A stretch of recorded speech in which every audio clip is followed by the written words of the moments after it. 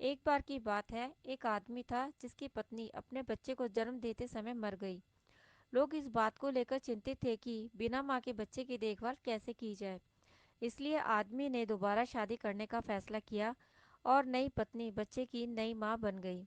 बच्चे को खुशी महसूस हुई क्योंकि यह एक नई माँ को खोजने जैसा था। लेकिन जैसे जैसे समय बीतता गया, नई माँ का अपना एक और बच्चा हो गया और उसने उस बच्चे पर अधिक ध्यान देना शुरू कर दिया। उसने बड़े बच्चे के साथ भी अलग व्यवहार करना शुरू कर दिया और उससे उतना प्यार और ध्यान नहीं दिया। बड़ा बच्चा अपने भविष्य को लेकर चिंतित हो गया और उसकी सौतेली माँ उससे परिवार के लिए बहुत सारे काम करने लगी। यहाँ तक कि उसने उसका स्कूल जाना भी बंद करवा दिया। बेचारा बच्चा दुनिया के बारे में ज़्यादा कुछ नहीं जानता था और दुखी रहता था। इसलिए वह अभी भी अपनी सौतेली माँ से प्यार करता था। उसकी सौतेली माँ उसके साथ बुरा व्यवहार करती थी और उसके अच्छे कार्यों को भी सराहना नहीं करती थी। उन्होंने उसे घर पर धार्मिक अनुष्ठान करने की जिम्मेदारी भी दी थी, जिससे वह आध्यात्मिक चीज़ों के बारे में सोचने लगा। जैसे जैसे वह बड़ा हुआ, उसे सच्चाई का एहसास हुआ, लेकिन उसे अपने दुखों के बारे में भगवान से बात करता था। दुख की बात यह है कि कुछ समय बाद उनके पिता का भी निधन हो गया और वे बिल्कुल अकेले रह गए। उसके लिए केवल भगवान ही थे। समय बीतता गया और दोनों बच्चे बड़े हो गए। सौतेली माँ ने घर की हर चीज़ पर कब्जा कर लिया।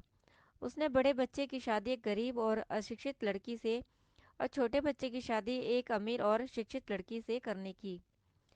उसने बड़े बच्चे को नौकरों के कमरे में रखवा दिया और उसकी पत्नी से कहा उसका काम छोटी बहू की सेवा करना है। उसने छोटे बच्चे के लिए एक बड़ा कमरा बनवाया और उसमें एक साथ रहने लगे। छोटे भाई की पत्नी को माँ पसंद नहीं थी और वह चाहती थी कि वह नौकरों की तरह रहे। माँ भी बीमार थी और पत्नी को रात में देखभाल करनी पड़ती थी, जो उसे बिल्कुल पसंद नहीं था। एक दिन पत्नी को पता चला कि माँ को कोई छूत की बीमारी है, तो उसने सुरक्षित रहने के लिए दूर रहने का फैसला किया। इससे माँ को बहुत दुख हुआ। उसे ऐसा लग रहा था जैसे उसने अपना सब कुछ खो दिया है और उसे नहीं पता कि अब उसकी देखभाल कौन करेगा। उसने नदी में डूबकर अपनी जान देने के बारे में भी सोचा। इस बीच बड़े भाई को इसकी कोई जानकारी नहीं थी। एक दिन वह नदी किनारे टहल रहा था और उसने किसी को नदी में किसी को कूदते देखा। वह मदद के लिए कूदा और उसे एहसास हुआ कि उसकी सौतेली माँ थी। उसने पूरी कहानी जान ली और बहुत दुखी हुआ। इसलिए उन्होंने अपनी पत्नी और माँ के साथ अपना घर छोड़ने और दूसरे गांव में एक नया जीवन शुरू करने का फैसला किया। अपने नए गांव में बड़े भाई और उसकी पत्नी ने उसकी माँ की बहुत अच्छी देखभाल की और वह बेहतर हो गई। वे सभी एक साथ खुशी खुशी रहने लगे। एक दिन बड़े भाई की पत्नी ने माँ से पूछा कि क्या वह शिक्षा प्राप्त कर सकती है। माँ भावुक हो गई और कहा कि उन्हें अपने पति से सीखना चाहिए, क्योंकि वह उनके लिए भगवान की तरह है।